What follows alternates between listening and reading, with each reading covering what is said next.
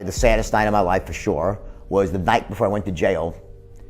I had to tell the kids. It wasn't like the movie, they took me away, I reported for jail, right? And my wife and I, my ex-wife, we sat down with the kids on it was a Thursday night, and we called the kids into the living room. They're like, what's up, what's up? And I started telling my kids, I said, listen, a long time ago, that when I had that big company and I made some mistakes, and I didn't get even, as soon as I started getting even close to it, my daughter starts bursting out, hysterically crying. And my son was very young then. She just starts crying because my daughter's crying, and it's this terrible, like this just gut-wrenching scene where my daughter's like, no, she's all about laughing, and the kids are hugging me, and we're just like, just the worst thing you can imagine. I mean, tell your kids that daddy made a mistake, now he's got to go away, and I was guilty. I couldn't say I was trapped with this. I did it. I made a mistake. I took some great skill that I made the mistakes, and I deserve to be there. So I had no one to blame but myself. I made the mistakes, and it's very difficult when you have to come to terms with that, right? And I think when people watch the movie The Wolf of Wall Street, it's important that they look at that movie and say, you know what?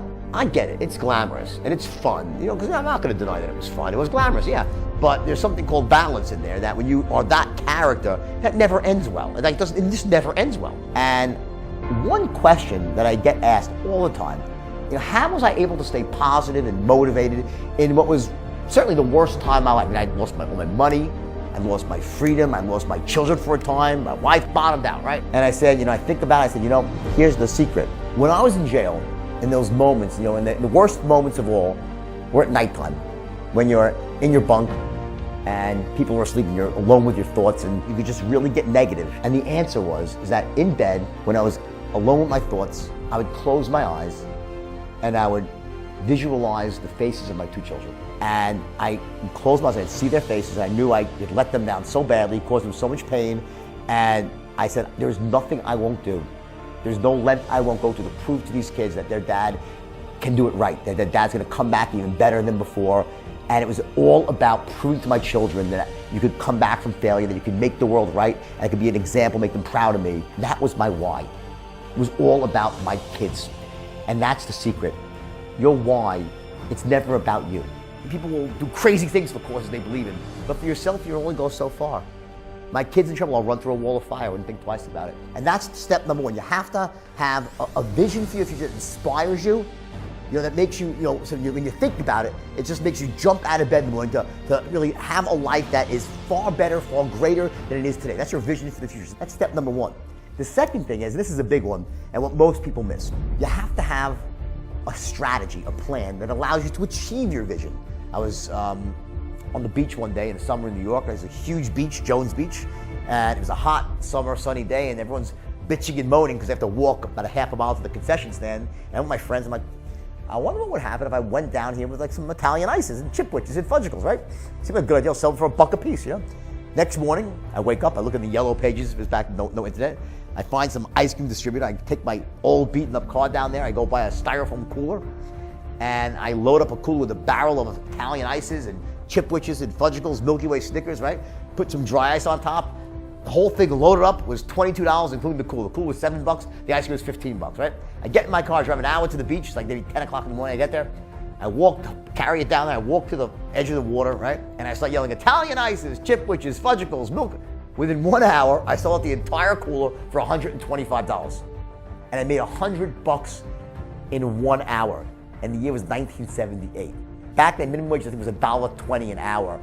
I was made more than my parents that day. I went back with 4 coolers, right? Who wouldn't, right? I got 4 coolers, right? So I loaded them up, went down, sold all those out. Made $400 or $500 my second day, changed my life.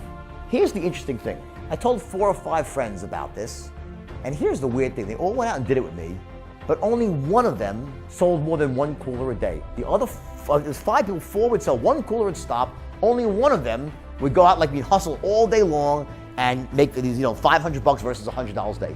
Why is that? Like, why would someone do that? They're young, when none of us have money, and you have this opportunity in your sights where you can make big money and that could change your life, yet most of them, 80%, stopped with 1 cooler. They were 1 cooler people.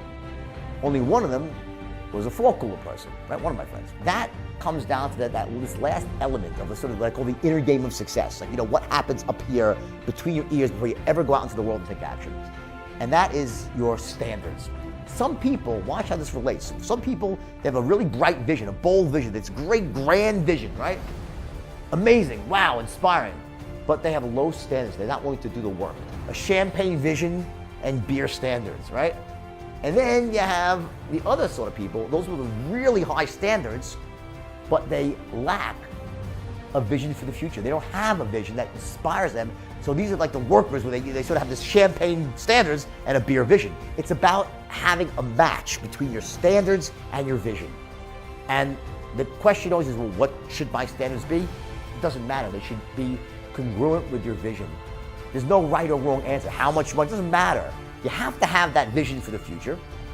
Number two, you have to have the strategies to make the vision a reality. But number three, you have to be able to share that vision with other people, to communicate the vision to people in a way that moves them to take action, to come help you achieve it, that gets them going, gets them pumped. There's a clip of Warren Buffett. It's actually Warren Buffett and Bill Gates. And one young lady asks Buffett a question. And she says, we're going out into the workforce. What can we do to make ourselves more valuable in the workforce? Good question, right? And Warren Buffett looks at her, and I think, okay, he's going to say, study your financial tables, learn how to be an expert on banking, whatever it might be, picking out companies, whatever, right? No. You know what he says? He goes, there's one thing you can do. Go take a course and study communication, sales, persuasion. That's what you got to do, because that's a skill that they don't teach in college. They don't really teach, right? And it's the most crucial skill out there. In fact, as he says, when I got out of college, Warren Buffett says, I was a terrible communicator. I couldn't sell anything, right? So what did I do? He went out and took a course. Now back then, the gold standard was Dale Carnegie, right? This is many, many years ago. And he took that course and he says, it changed my life because it allowed me to go out there and communicate and sell. Because here's the deal. What would Warren Buffett be if he had never taken that course? If he never learned how to close the deal, what would Warren Buffett be today? You know what he'd be? He'd be the most successful money manager in Omaha, Nebraska that nobody ever heard of. When someone like Warren Buffett, who's like the opposite of what you think a salesperson is, right, says that that's the skill. If you want to do one thing to improve your life and really ensure that you get what you want in life, learn how to communicate, learn how to sell, learn how to communicate, learn how to sell, right? Because people, without that, you die with your music on your lips. You can't, it's like, it kills me because there's so many people out there in the world that have these great ideas, right? They have this great passion inside, and they can make a difference in the world and a difference in their own lives and their family, right? All the stuff they could do.